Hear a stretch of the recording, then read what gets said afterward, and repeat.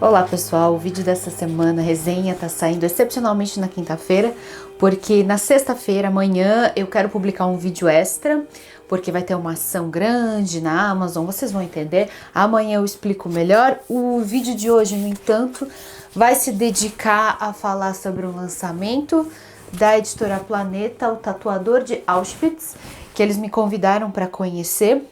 Esse é um vídeo publi editorial, e quando eles me propuseram ler mais um livro sobre a Segunda Guerra Mundial, eu me perguntei assim, nossa, mas para que eu vou querer ler mais um livro?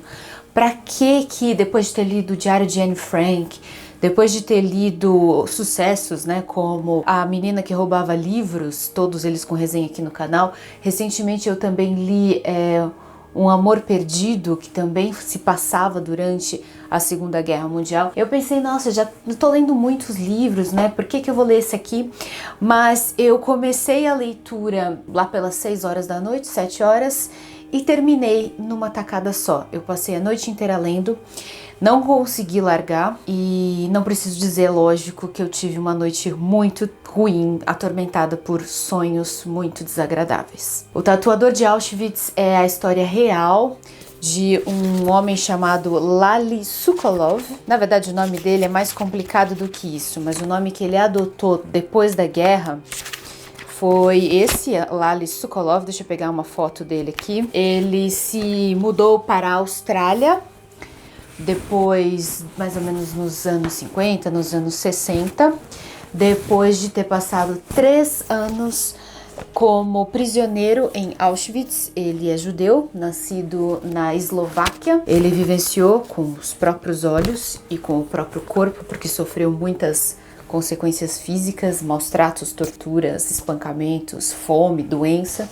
Ele vivenciou tudo o que acontecia em Auschwitz, o maior campo de concentração criado pelos nazistas na Segunda Guerra Mundial.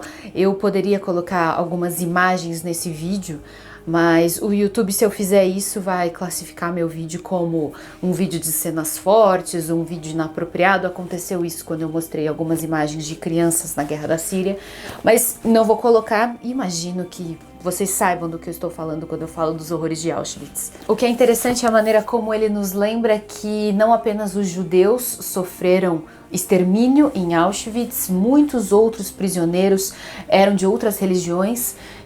As nacionalidades eram as mais diversas de toda a Europa. Havia, né, prisioneiros que vinham, seja porque eram da religião judaica, seja porque eram ciganos, que também foram perseguidos por Hitler como uma raça inferior, a quem ele gostava de acusar como os responsáveis por todos os problemas da Europa, e também prisioneiros políticos, comunistas, qualquer desafeto, qualquer pessoa que publicamente se manifestasse contrariamente ao governo dos nazistas, entre outros tipos de prisioneiros. O nosso protagonista, o Lali, ele vai, digamos assim, pôde desfrutar de um certo privilégio, se é que a gente pode chamar assim, durante esses 3 anos de permanência em Auschwitz, porque ele conseguiu um trabalho que durante décadas o assombrou, e ele tinha muita vergonha de revelar que exerceu esse trabalho, mas no fim das contas foi o que garantiu a sobrevivência dele e de boa parte das pessoas que ele conheceu ali no campo de concentração,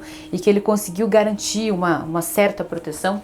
Ele conseguiu o trabalho de tatuador, a pessoa que era responsável por fazer as tatuagens dos números. Assim que chegavam nos campos de concentração, as pessoas eram totalmente destituídas de sua identidade, elas se tornavam números numa tabela, elas perdiam a identidade não só com documentos, mas as suas roupas eram tomadas, os seus objetos pessoais, os seus cabelos eram raspados, eles eram uniformizados de todas as formas possíveis, né, para não terem mesmo, para deixarem de ser pessoas e não terem identidade, e recebiam números. A pessoa responsável por tatuar esses números também era um prisioneiro, era o Lali. E ele, como ele tinha essa função que era considerada de importância dentro da organização daquele campo, porque eles recebiam centenas e centenas e centenas e centenas de prisioneiros todos os dias que precisavam ser rapidamente tatuados. Por exercer essa função, o Lali, ele passou a desfrutar de algum privilégio que significava basicamente que ele não corria risco de ser morto a qualquer instante. Ele corria risco de morrer de fome, de doença, de frio, outras coisas, mas ele tinha ali uma função dentro do campo. E com base nisso, com base também na sua personalidade, na maneira como ele conseguiu fazer amigos dentro do campo, conseguiu estabelecer uma rede de contatos, amizades e proteções, ele conseguiu garantir um pouco melhor a sua sobrevivência. Se é que a gente pode falar em sobrevivência num lugar onde tantas pessoas morriam como moscas todos os dias, onde os crematórios, como ele descreve, ficavam funcionando permanentemente, queimando os corpos de pessoas que eram executadas em câmaras de gás, de pessoas que morriam de doença ou de fome, que também acontecia com frequência, e como o número de mortos era muito grande, eles precisavam de um sistema industrial de cremação desses corpos. Então, em Auschwitz havia sempre uma poeira de cinzas, a poeira das pessoas que eram cremadas. Eu não acreditaria, eu sou uma pessoa cética, eu não acreditaria que essa história era verdadeira se não fosse, bom, pelo menos tem as fotografias, né, do Lali aqui com a sua esposa. Aliás, a história de amor deles começa em Auschwitz, ela também era uma prisioneira, estamos falando de Gita, ou Gita, que é apelido de Gisela. E, bom, toda a história de como eles se conheceram e todos os horrores pelos quais eles passaram, inclusive as dificuldades depois, mais pra frente, quando saíram do campo de concentração para se reencontrar, tudo isso é descrito. E são tantos eventos mirabolantes, são tantas indas e vindas, tudo se parece tanto com uma história de aventura que eu não acreditaria que era verdade se a Heather Morris, não tivesse documentado. Ela tem um site pessoal onde ela coloca documentos, onde ela coloca fotografias e mais informações. Ela fez pesquisa, ela descobriu, por exemplo, o paradeiro de outros parentes do protagonista, do Lali, que ela entrevistou já um senhor quase centenário, depois que ele e a esposa tinham se mudado para a Austrália, de onde, né, Heather escrevia. Ela própria natural da Nova Zelândia, mas foi até Melbourne para entrevistar esse senhor, sobrevivente do Holocausto, e contar a história dele. No fim das contas, eu acho que a gente pode dizer que o Tatuador de Auschwitz se assemelha mais a um livro de memórias ou a uma reconstituição histórica do que a uma história de ficção. Portanto, em alguns momentos a gente percebe algumas pontas soltas, digamos assim, no enredo. Eu fiquei me perguntando, nossa, por que esse personagem surge agora e depois não aparece mais, sabe, esse tipo de coisa?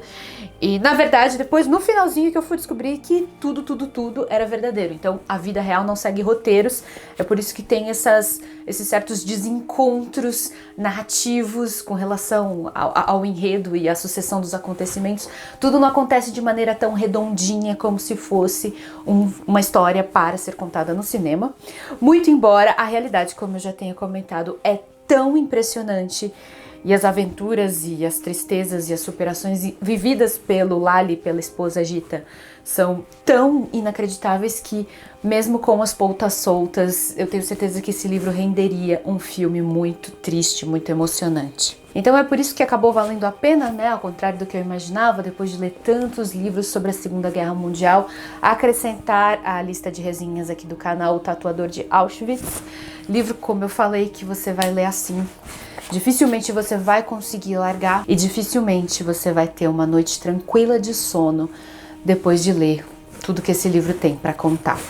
Eu vou deixar o link aqui embaixo. Se você ficou curioso, use esse link da Amazon. Fazendo compras por esse link, você ajuda o canal a continuar crescendo. E também quero agradecer aos meus padrinhos e as minhas madrinhas por colaborarem com esse projeto. E se você quiser se tornar uma madrinha ou um padrinho do Ler Antes de Morrer, acesse a nossa campanha no Padrim e saiba o que você precisa fazer para colaborar. Eu também quero lembrar que eu ainda estou em campanha para ganhar o concurso cultural GoeTube, realizado pelo Instituto Goethe. Para saber mais, também vou deixar o link da minha resenha aqui embaixo. Eu conto com o seu voto, que na verdade é só o seu like. Se você der uma curtida no meu vídeo, isso já conta como voto. O prêmio é uma viagem para a Alemanha, que eu também estou concorrendo para ganhar, mas você também pode enviar a sua resenha e você também pode ganhar uma viagem para a Alemanha. Saiba mais clicando no meu vídeo, conhecendo o regulamento, você vai entender, é muito legal.